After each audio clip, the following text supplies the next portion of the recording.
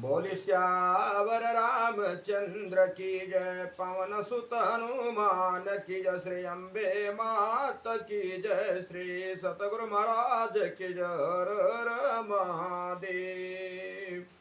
राजा राम राम राम राम, राजा राम राम राम राम राम, राजा राम राम राम, राजा राम राम, सीता राम राम राम, राजा राम राम राम, सीता राम, राधे श्याम राधे श्याम श्याम श्याम, राधे श्याम श्याम श्याम, राधे श्याम श्याम, राजा राम राम राम, राधे श्याम श्याम श्याम, राधे श्याम श्याम श्याम, राजा राम राम राम, राजा राम राम राम, सीता राम राम राम राम, राजा राम राम राम, सीता राम राम राम, राजा राम राम राम राम, सीता राम राम राम, राजा राम राम राम, सीता राम राम राम। सियावर रामचंद्र की जय, पवन सुत हनुमान की जय, श्री अम्बे मात की जय, श्री सतगुरु महाराज की जय। हर हर महादेव। श्री राम जय राम जय जय राम, श्री राम जय राम जय जय राम। भगवान शंकर के आशीर्वाद से, प्रभु श्री राम जी के कृपा से, देवी माँ के आशीर्वाद से, सदगुरु के कृपा से, श्री भक्तमाल कथा भाग 305 श्री केशव दंडवती जी की कथा सुनेंगे आज आप लोग श्री चतुर्भुज दास जी की। कल आप लोग अगले भाग में श्री गुंजा माली जी और उनकी पुत्र बधी को कथा सुने। अब आगे आप लोग श्री केशव जी दंडवती श्री चतुर्भुज दास जी की कथा आप लोग सुनिए। ये मथुरा मंडल के, ये श्री मथुरा मंडल के भक्त हैं, आप लोग ध्यान देकर के सुने। ब्रज मंडल के भक्त जनों में श्री केशव जी दंडवती का नाम अग्रगण है। आप हमेशा श्री गोवर्धन दास जी की दंडवती परिक्रमा करते रहते थे, अतः आपके नाम के साथ दंडवती की छाप लग गई थी। एक बार आप श्री गोवर्धन दास जी की दंडवती परिक्रमा लगा रहे थे, रात्रि हो गई थी। आप अपनी मस्ती में भगवान का नाम गुण कीर्तन करते हुए परिक्रमा कर रहे थे। उसी समय श्री ठाकुर जी एक हट्टे कट्ठे साधु के रूप में आकर इनसे बोले, मैं भी आपके साथ कीर्तन करते हुए परिक्रमा करूंगा। श्री केशव जी ने स्वीकृति दे दी, परंतु जब ये दंडवत करने लगे तो साधु रूपधारी भगवान ने इन्हें आगे सरका दिया। यह देखकर श्री केशव जी नाराज हुए और बोले, तू कौन है, कहाँ से आया है? तू मेरी परिक्रमा खंडित कर रहा है, तेरी बुद्धि में अधर्म समाया हुआ है। साधु रूपधारी भगवान बोले, अधर्म तो आप स्वयं करते हैं और उल्टे दोष मुझे लगाते हैं। अरे आपको मालूम है कि पृथ्वी को भूधर विष्णु की पत्नी कहते हैं और आप रात्रि के समय पर स्त्री का आलिंगन करते हैं, यह कितना बड़ा अधर्म है। श्री केशव जी ने कहा, पृथ्वी हमारी माता है, अतः उनकी गोद में विचरने से हमें कोई दोष नहीं है। यह मुंह तोड़ उत्तर सुनकर साधु रूपधारी भगवान मुस्कुराने लगे और प्रसन्न होकर उन्होंने निज स्वरूप का दर्शन कराया। सियावर रामचंद्र की जय। मेरे भाइयों, मेरे मित्रों, यहाँ पे एक बहुत अच्छा केशव दंडवती जी से एक ज्ञान मिलता है भगवान और उनके संबंध में, साधु रूप भगवान और उनके संवाद में, कि माता पिता गुरु के इनके शरण में कभी भी, कैसे भी, किसी भी समय जाया जा सकता है और इसमें कोई बाधा नहीं है। माता पिता अगर मना भी करें तो भी उनके पास जाना चाहिए, उनका सम्मान आदर करना चाहिए, गुरु का सम्मान करना चाहिए। यहाँ पे उन्होंने एक ज्ञान दिया, हमेशा उनको मातृ और गुरु पिता भाव से देखना चाहिए। अब आगे आप लोग श्री चतुर्भुजदास जी की कथा सुने।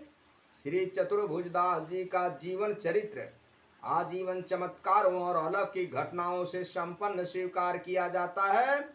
उनका जन्म 1575 विसम्मत में जमुनावती ग्राम में हुआ था। वे पुष्टि मार्ग में के महान भगवत भक्त महात्मा कुंभन दास जी के सबसे छोटे पुत्र थे। कुंभन दास जी ने बाल्यावस्था से ही उनके लिए भक्तों का संपर्क सुलभ कर दिया था। वे उनके साथ श्रीनाथ जी के मंदिर में दर्शन करने भी जाया करते थे। पारिवारिक वातावरण उनके चरित्र विकास पर बड़ा प्रभाव पड़ा था। कुंभन दास के सत्य पत्नी गोसाई विठल नाथ ने चतुर्भुज को जन्म के 41 दिनों के बाद ही ब्रह्म संबंध दे दिया था। वे बाल्यावस्था से ही पिता की देखा देखी पद रचना करने लगे थे। घर पर अनासक्ति पूर्वक रहकर खेती बाड़ी का भी काम संभालते थे। श्रीनाथ जी की सेवा में उनका मन बहुत लगता था। बाल्यावस्था से ही भगवान के अतरंग लीलाओं की उन्हें अनुभूति होने लगी थी। उन्हीं के अनुरूप वे पद रचना किया करते थे। उनकी काव्य और संगीत की निपुणता से प्रसन्न होकर श्री विठल नाथ जी ने उनको अष्टछाप से सम्मिलित कर दिया था। वृद्ध पिता के साथ अष्टछाप के कवियों में एक प्रमुख स्थान प्राप्त करना उनकी दृढ़ भगवत भक्ति, कवित्व शक्ति और विराट शक्ति का परिचायक है। ब्रह्म संबंध से गौरवान्वित होने के बाद वे अपने पिता के साथ जमुनावतों में ही रहा करते थे। नित्य उनके साथ श्रीनाथ जी की सेवा और कीर्तन तथा दर्शन के लिए गोवर्धन आया करते थे। कभी कभी गोकुल के नवनीत प्रिय के दर्शन के लिए भी जाया जाते थे, पर श्रीनाथ जी का विरह उनके लिए असह्य हो जाया करता था। श्रीनाथ जी में उनकी भक्ति सखा भाव की थी। भगवान उन्हें प्रत्यक्ष दर्शन देकर साथ में खेला करते थे। श्री वल्लभ संप्रदाय में आपको श्रीनाथ जी के नित्य सखा विशाल का अवतार माना जाता है। भक्तों की इच्छा पूर्ति के लिए ही भगवान अव्यक्त होते हैं। श्री विठल नाथ जी महाराज की कृपा से चतुर्भुज दास को प्रकट और अप्रकट लीलाओं का अनुभव होने लगा।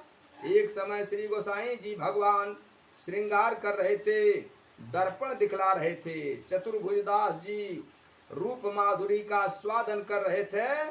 उनके अंधरों की भरती मुस्कुरा उठी। गीत के माध्यम से आप लोग भी सुने। सुभग सिंगार निरखी मोहन कवले, दर्पण कर पियहि दिखावे। भक्ति की वाणी का कंठ पूर्ण रूप से खुल चुका था। उनका मन भगवान के पदार बिंद मकरंद के मद से उन्मत्त था। उनके नयनों में विश्वास पूर्वक सौंदर्य का चित्र उरेहा।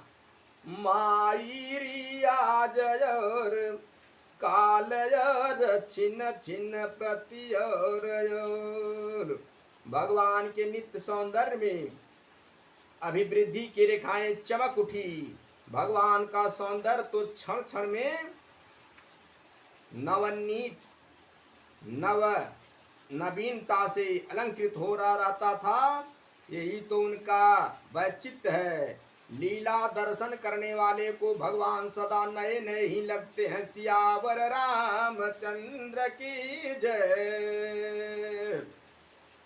एक समय गोसाई विठल नाथ जी गोकुल में थे। गोसाई जी के पुत्रों ने परासोली में रासलीला की योजना की। उस समय श्री गोकुलनाथ जी चतुर्भुज रूप दास से पद का गाने का अनुरोध किया। चतुर्भुज दास जी ने तो रस सम्राट श्रीनाथ जी के सामने गाया करते थे। भक्त अपने भगवान के विरह में ही लीन थे। श्रीनाथ जी ने चतुर्भुज दास पर कृपा की। श्री गोकुलनाथ ने उनसे गाने के लिए फिर कहा। और विश्वास दिलाया कि आपके पदों को भगवान प्रकट रूप से सुनेंगे। चतुर्भुजदास ने पद गाना आरंभ किया। भक्त गए, भक्त गाए और भगवान प्रत्यक्ष न सुने, यह कैसे हो सकता है।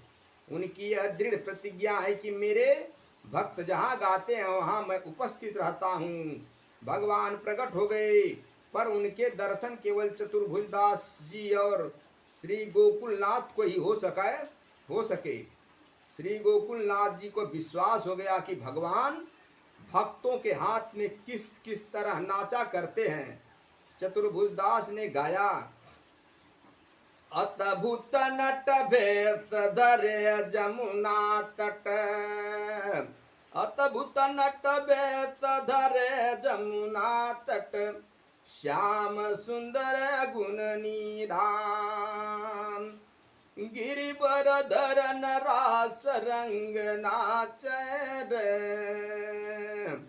गिरिवर धरन रास रंग नाचे। रात बढ़ती गई, देखने वालों के नयनों पर अतृप्ति की बारूदी चढ़ी गई। भक्त की प्रसन्नता और संतोष के लिए भगवान अपना विधान बदल दिया करते हैं। एक समय विठल नाथ जी ने विदेश यात्रा की। उनके पुत्र श्री गिरिधर जी ने श्रीनाथ जी को मथुरा में अपने निवास स्थान पर पधराया। चतुर्भुजदास जी श्रीनाथ जी के विरह में शुद्ध बुद्ध भूल कर गोवर्धन पर एकांत स्थान में हिलग और विरह के पद गाया करते थे। श्रीनाथ जी संध्या समय नित्य उन्हें दर्शन दिया करते थे। एक दिन वे पूर्ण रूप से विरह विग्ध होकर गा रहे थे, श्री गोवर्धन वासी सांवरे लाल, तुम बिन रहु न जाय हो, तुम बिन रहु न जाय हो। भगवान भक्त की मनोदशा स्वयं व्याकुल हो उठे। उन्होंने तुरंत प्रकट होकर दर्शन दिया।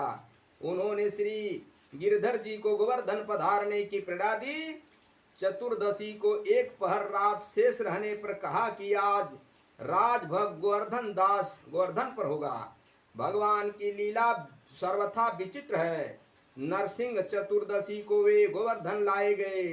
राजभोग में विलंब हो गया। राजभोग और शयन भोग साथ ही साथ दोनों उनकी सेवा में रखे गए।